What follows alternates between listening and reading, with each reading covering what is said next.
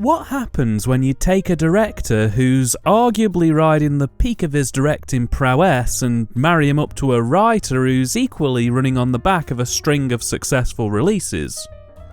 Well, in 1982, George A. Romero and Stephen King would come together to bring us a genuinely unique spin on the traditional portmanteau format.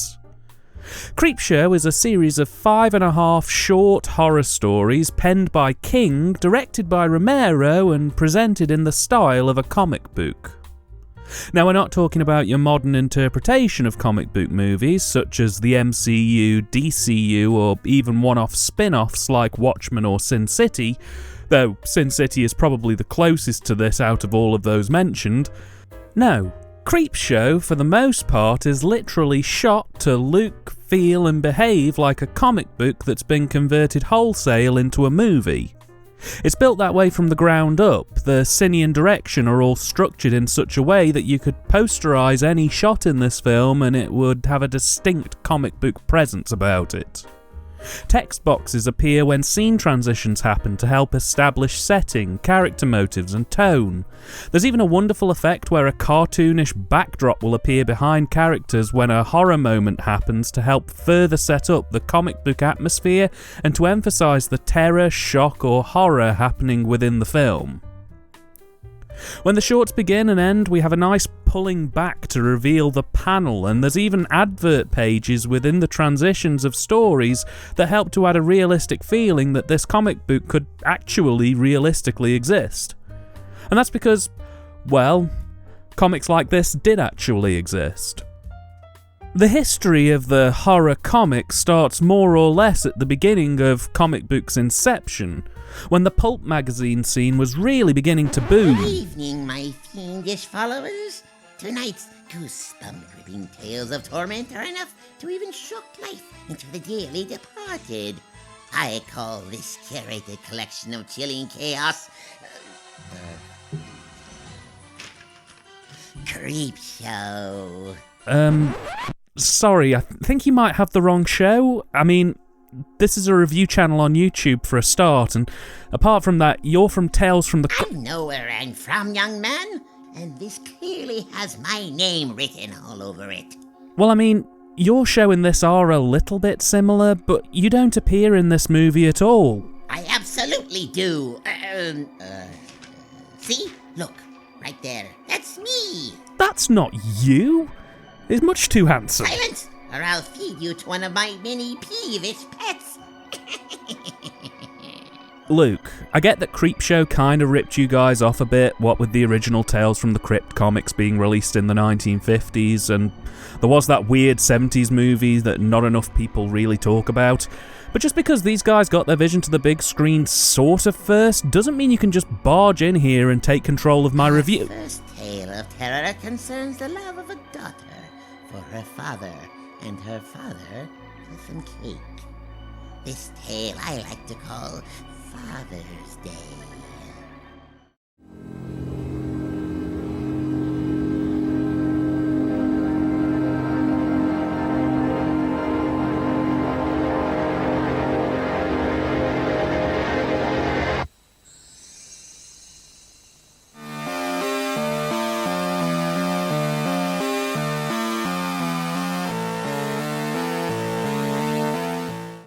From here, we are transported into the comic itself and begin our journey with the first story, Father's Day. The story begins during tea time at the palatial Grantham estate, and we're introduced to our colorful cast of characters. There's Aunt Sylvia Grantham, played by Carrie Nye, the deliciously bitchy matriarch with the transatlantic accent. There's Richard Grantham, played by Walter Shook of Knight Riders fame, who will best be known to horror fans for his iconic role as security guard zombie who attacks Stephen in mall basement in Romero's Dawn of the Dead. Richard is a sort of effete, early 80s off-brand Tennessee Williams. There's Cass Blaine née Grantham, played by Elizabeth Reagan in her sole screen credit, and her husband Hank, played by a young Ed Harris. Emphasis on the hair. Harris probably needs no introduction, but if you're unfamiliar with his work, you can check him out in a little film called Knight Riders from 1981.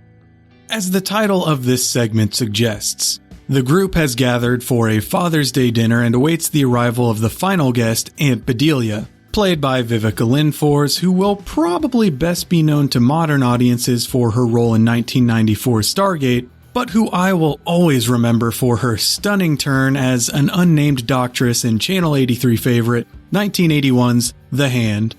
While the gang waits for Aunt Bedelia to arrive, Sylvia and Richard regale Hank with some family gossip. Apparently, it's always been suspected, though not confirmed, that Bedelia bludgeoned her own father, Nathan Grantham, to death on Father's Day with an ashtray after he arranged to have Bedelia's boyfriend murdered.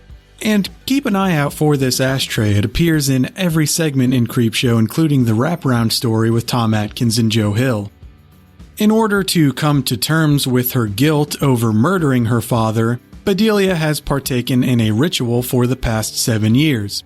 Every Father's Day, she returns to the Grantham estate, gets drunk by her father's grave while giving plot exposition, and heads inside for some glazed ham. And this year is no different, except for the part where a split diopter zombie hand shoots out of the ground and the corpse of Nathan Grantham emerges and strangles her to death. The rotting corpse of Nathan Grantham, played by John Amplas, who you may remember from his role as Whiteface in the 1981 fantasy epic Knight Riders, heads inside in search of some Father's Day cake. And that's pretty much how the rest of this segment plays out. The corpse of Nathan Grantham picks off the rest of the partygoers one by one, including the maid Mrs. Danvers, played by Nan Mogg, better known for her role as Mrs. Riley in the medieval motorcycle movie Knight Riders. Between the murders, we get some disco dancing from Hank and Cass that would give Crispin Glover a run for his money, and the bourgeois members of the Grantham family smoke and drink. That's about it. With a runtime of around 16 minutes, Father's Day gets in and out quickly. It's mostly killer with very little filler. It's short and sweet, yet still manages to be quite memorable. In my opinion, of all the segments included in Creepshow, Father's Day is the best in terms of giving you that EC Comics feel. There's liberal use of panel overlays emulating panels in a comic book, and the editing, particularly during Aunt Bedelia's murder flashback scene, does a great job of mimicking the feel and flow of a comic book action sequence.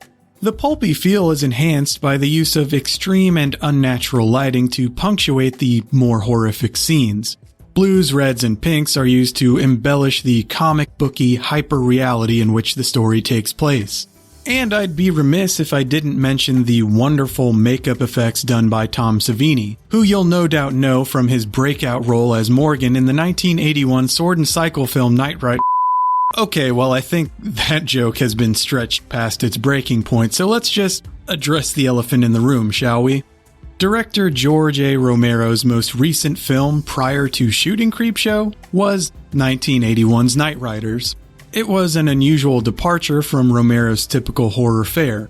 Knight Riders tells the story of a group of Renaissance festival knights that also ride motorcycles. Or something.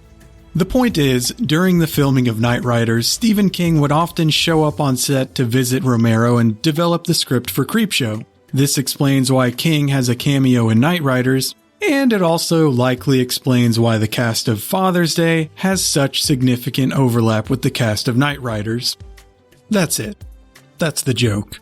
Anyways, Father's Day is a fast and fun onboarding for the rest of Creepshow.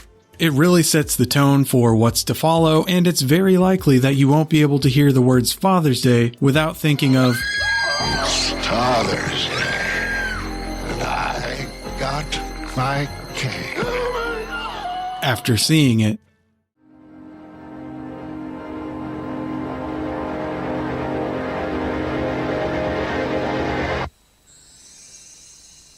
So, as part of TYTD Review's review of Creepshow, I was given the dubious honor of reviewing the loathsome death of whatchamacallit, who's a what's-a. It's the shitty Stephen King one. If you're thinking, oh, I didn't know Stephen King was an actor, I can assure you he's not. The overall plot of this one's pretty simple. A man sees a meteor land on his property, goes over and touches the meteor instinctively, putting his hands in his mouth in order to extinguish the burning feeling. The fingers, his tongue, and the spot where the meteor landed all start getting covered with a green moss-like substance. He can't stand the itching as his body is continuously covered in this moss and is going to jump in the bathtub when the ghost of his father tells him not to. He does not listen to his father's ghost, does anyways, and then ends up begging God for the courage to kill himself. As he dies, we hear a radio report that the area will have 30 days of rain. So what actually happens is pretty much what I told you, with a bunch of creepy music over all these scenes, and Stephen King going, I'm such a dork, I don't know what's going on, blah, doing the most stereotypical, over-the-top Jerry Lewis impersonation you've ever seen. The most ominous music, and it sets the tone, and then you just have this moron grabbing his face and just throwing random curse words in there because it's like a rated R movie, I think, and they said, well, you're allowed to swear, so please fucking swear. Why not? It doesn't fit the character, the story. Doesn't matter, just swear for swearing's sakes. We get multiple scenes of how Jordy thinks things are going to happen, him selling the meteor to meteor scientist. What a dumb fucking concept. And also him thinking that the doctor is gonna cut his fingers off because it's a little moldy, which he totally should have done and would have avoided this entire thing. Both them characters are played by Bingo O'Malley. Man, it just... if it had been played creepy like everything else in this movie, or if it had any ties, if we cared about this character, maybe it could be salvageable. Shut up, phone. The title of this, The Lonesome Death of Jordy Verrill, is based on a Bob Dylan song called The Lonesome Death of Hattie Carroll that is about a mother of 10 that is brutally murdered with her own cane for no reason by a rich man who gets away with the murder and only serves 6 months. This is some nobody that kills himself. Who the hell cares? The only reason to even give a semblance of a shit is a radio broadcast telling us that we are expecting 30 days of rain, which will feed whatever is going on. Inexplicably, of all the Creepshow stories through all the movies, this is the one that they decided to readapt for the Creepshow TV series that recently came out. A guy turns into a giant plant monster because there's mold on the beer he drinks that's stored underneath a sink.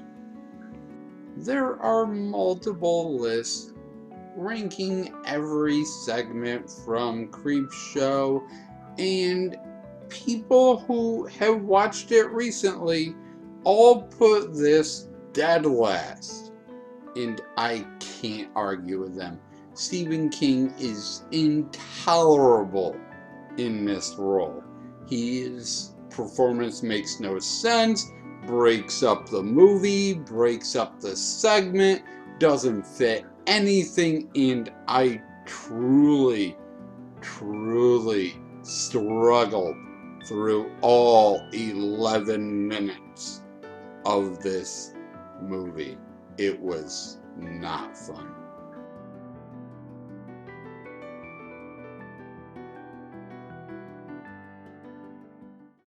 Ooh, I can feel myself turning green after that little number.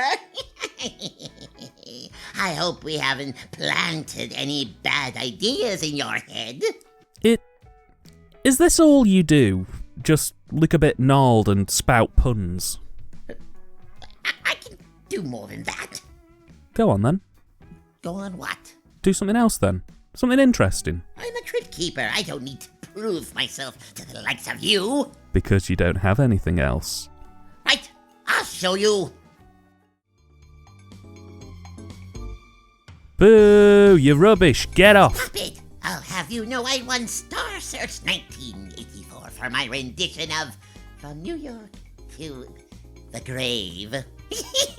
You're right. Must have been a quiet year. I've just had about enough of you. This should make your skin crawl and really get your heart racing. Why, even the person's name sounds terrifying. The video creep.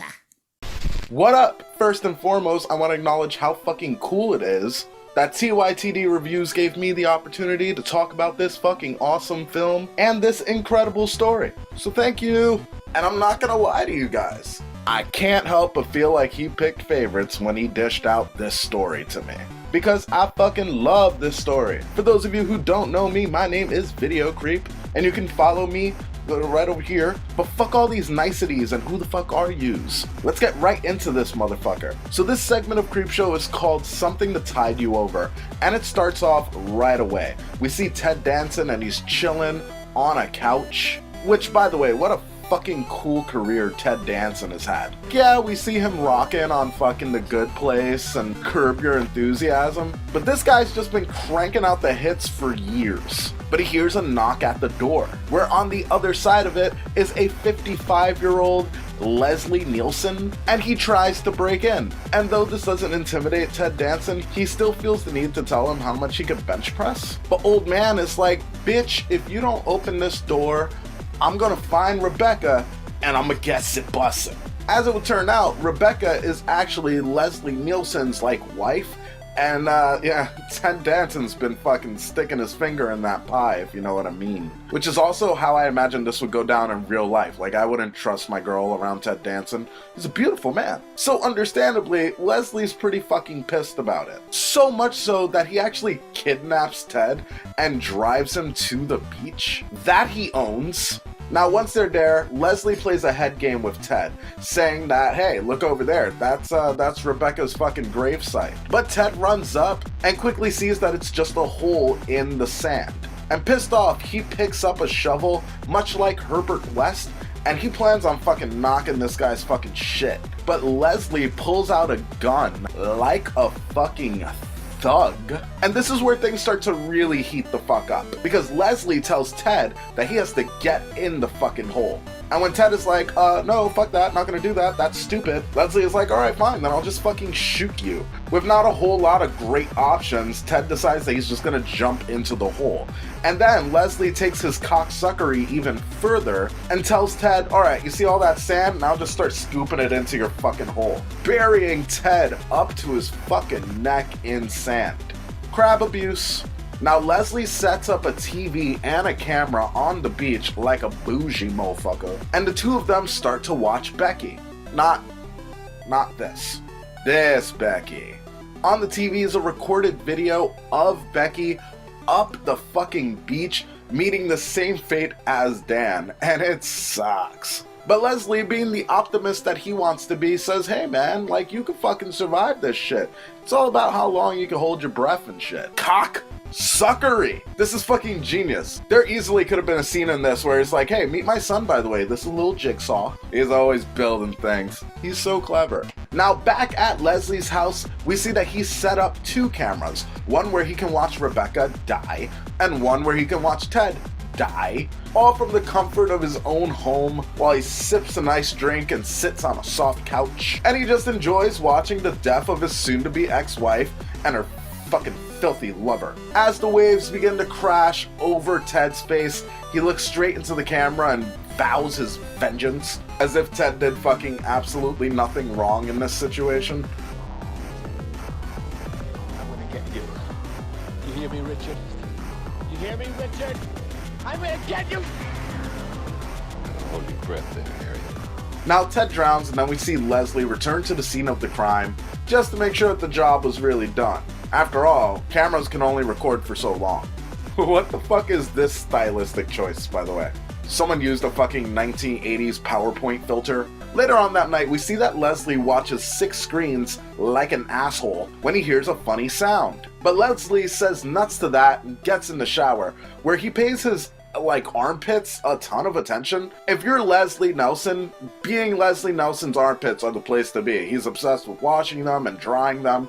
It's a thing. But his shower is interrupted by more sounds going on outside of his house. Leslie grabs a gun and goes and opens up a door where he sees a sea urchin version of Ted and Rebecca. And these motherfuckers are fucking terrifying.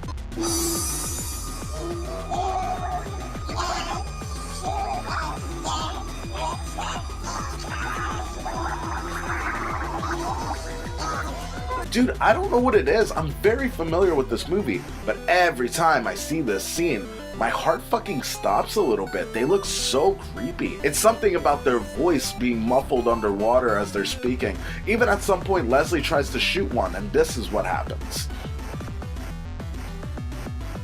Sea urchin Ted and Rebecca want to take Leslie to the beach, so that way they can see how long he can hold his breath. And surely enough, that is how this story ends, with Leslie proclaiming that he can hold his breath for a really long time.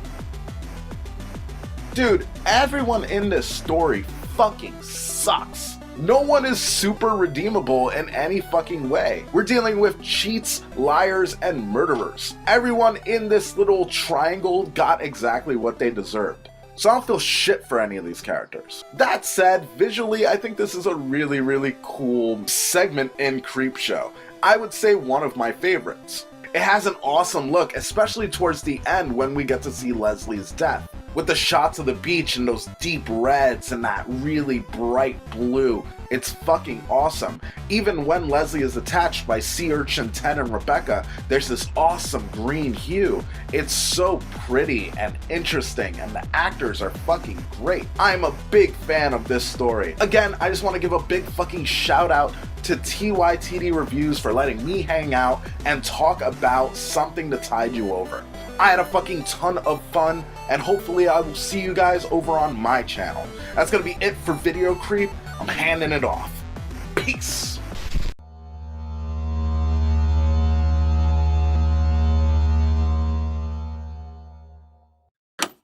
Hey everybody, George here to tell you about The Crate, the 4th story in George Romero's Creepshow.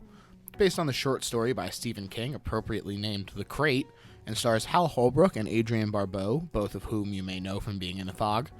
Interestingly, Creepshow is one of 4 movies that Adrienne Barbeau and Tom Atkins have been in together, but they've actually never been on the screen together. The other 3 are Escape from New York, he was also in The Fog, and Two Evil Eyes from 1990. But for The Crate, it's off-season at a local college, and there's some kind of staff mixer happening. And we meet Barbeau's character, Billy Northrup, who's an aggressive lush that's constantly embarrassing and putting down her husband, Hal Holbrook's Professor Henry Northrup. Inside the college, a janitor named Mike drops a quarter, and he finds a wooden storage crate marked Arctic Expedition, June 19th, 1834, hidden under a staircase when he goes to find it. He heads to the party, where Henry is fantasizing about killing his wife to the applause of the crowd, and notifies Dexter Stanley, a zoology professor, of the find, and they head over to Anderson Hall to check it out. Stanley and Mike decide that they're going to open the crate, and the cuts back and forth between them really work to help build some tension. I think that it would have been a really easy choice to just have a flat head-on shot of it, but the constant cutting back and forth between Mike and Stanley works really well.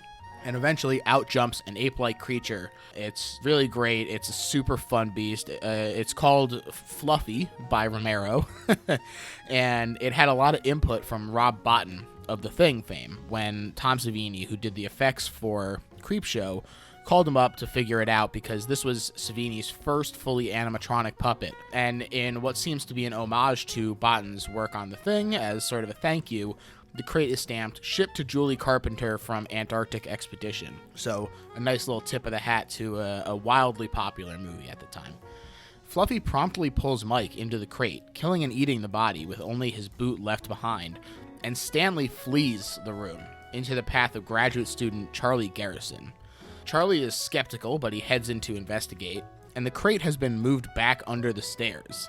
Garrison obviously doesn't believe it anymore, although he does see the blood, and he's killed by the creature as he goes to examine the crate. And I absolutely love the effects on Garrison when he gets slashed in the face. I think it looks really good. It's a very realistic gore effect in a kind of shocking way, considering the stylization of the rest of the movie. Stanley runs away, and he goes to tell Henry about it, with whom he has a chess date, but he's traumatized and babbling to Northrop about this monster. And Northrop sees this creature as a way to rid himself of Billy, so he drugs Stanley, and he lures Billy to the crate with a story about Dexter and a college co-ed, but when she arrives, the crate is still, and it doesn't seem like the plan is going to work, until she starts berating him, and this wakes the beast up, and he eats her. So Billy is no more, and Henry is very pleased about the way that this has worked out. He puts the beast back inside, locks the crate up, and has no problem getting the trunk to his truck since the campus is deserted for break, which is very narratively convenient. And he drops it into a nearby lake where it sinks to the bottom. And then he goes home, and he assures Stanley that the creature is no more, and while he seems to be perturbed, Stanley agrees that he will keep quiet.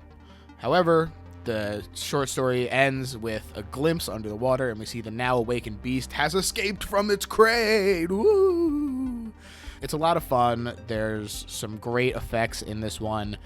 I like this vignette a lot. I think that it's not my favorite in Creepshow, but there's a lot to love about it. Especially Fluffy, I think, looks like a lot of fun. And you get some great effects, plus some fun performances as well. Adrienne Barbeau is really kind of playing against type here as the antagonist who gets to lean into that drunk acting. So it's a lot of fun. I definitely recommend it as part of this movie, which is a lot of fun overall.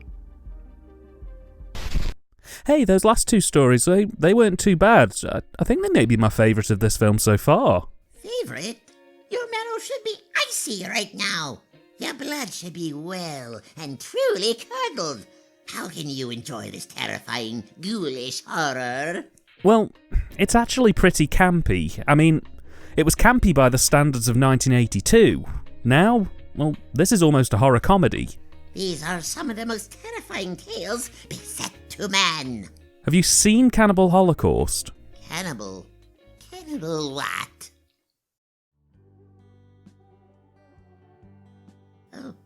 Oh God. It was... Well, at least with me, you get a chuckle or two. You don't throw up in the living room. Yep. And that was a real woman with a real pole shoved up her... Well, no, but it did fool a lot of people. Well, you know, there ought to be laws against garbage like that. Maybe I'll give my congressman a call and form a committee. Ladies and gents, I think I may have gone a bit too far. Here's the last one. Enjoy that while I try to get the Crypt Keeper back on an even plane.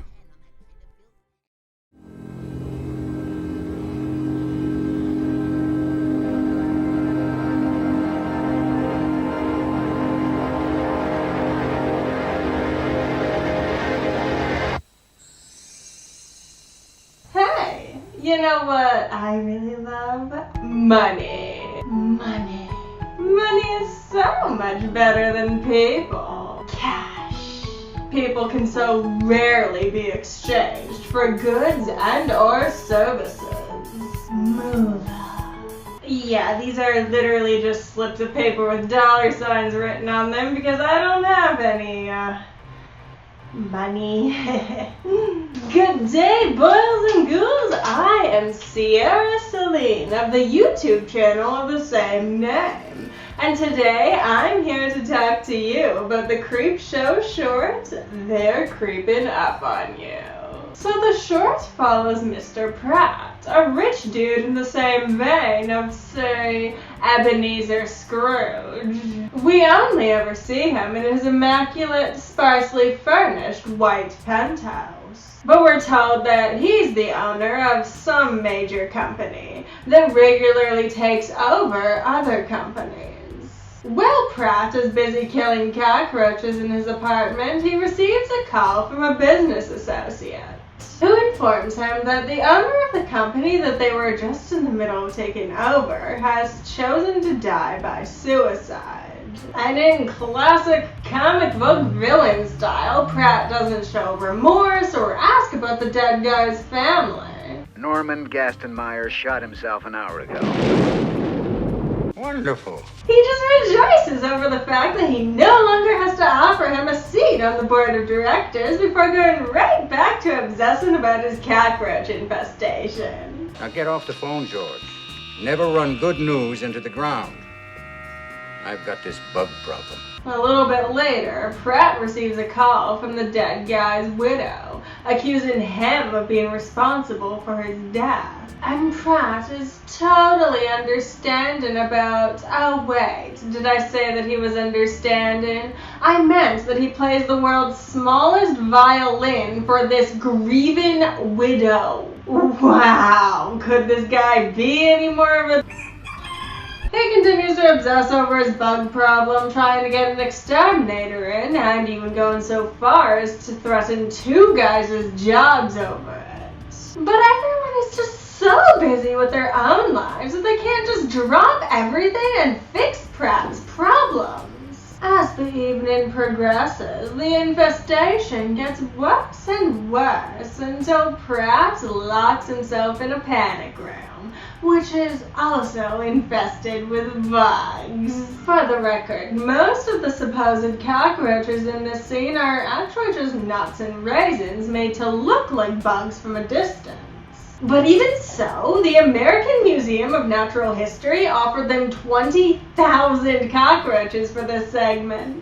The next morning, Pratt's corpse is found in the panic room, so stuffed with cockroaches that they're literally bursting through his skin. A moment that earned Creepshow the 99th spot on Bravo's list of the 100 scariest movie moments. And that just goes to show you, boys and ghouls, don't be a or else cockroaches will eat your insides. Wait, what? There are actually two possible meanings that I interpreted from the cockroach infestation. One more fully formed than the other, so I guess we'll start with that one. On the one hand, Pratt's brutality toward the cockroaches very much reflects his brutality towards, well, people.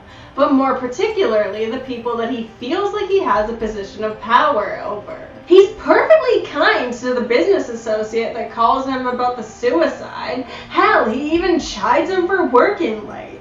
What are you doing in the office at 9:30, George? There's no overtime at the executive level, you know. But anyone who Pratt deems to be beneath him, whether it be the owner of a rival company or the black superintendent who comes up to help him with his infestation problem, receives less than human treatment. You might go far, White. I've noticed that in service jobs, people like yourself often do. With the cockroaches, Pratt will literally stand there and continue spraying them until long after they're dead. And with his employees, Pratt will threaten their livelihood over ridiculous things.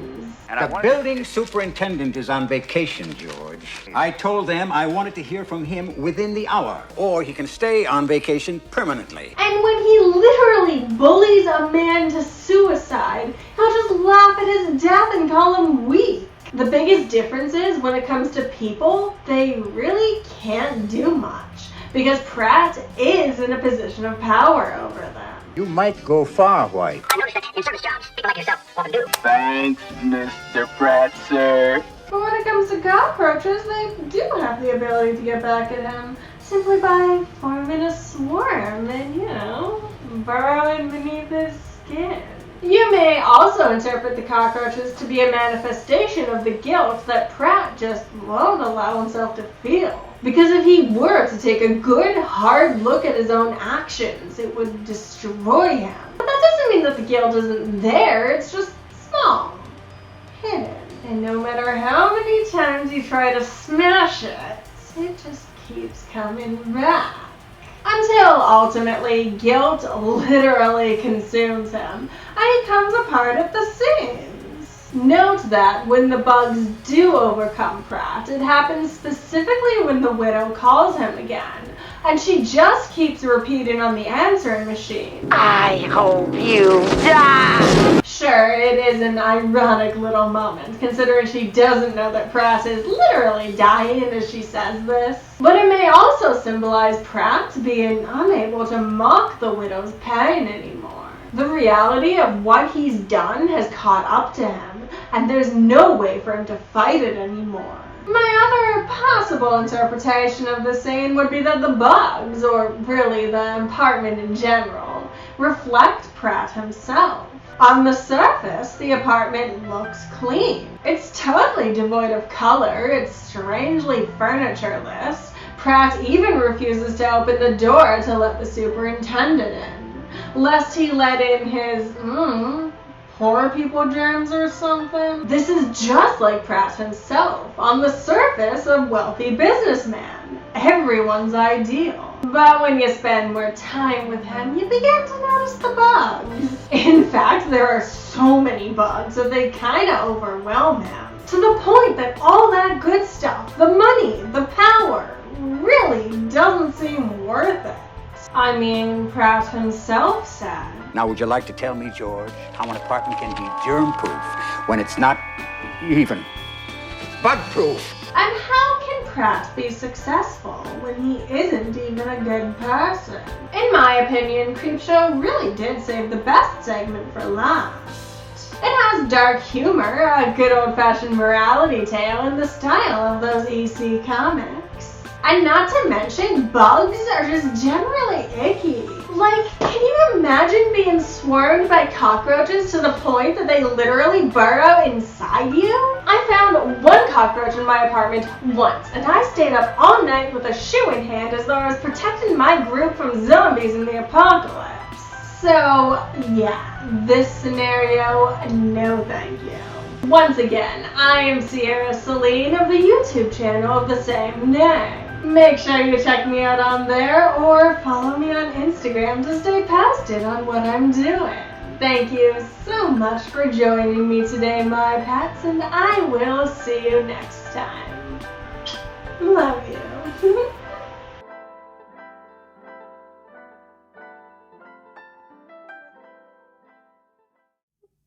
What have I done with my undead life?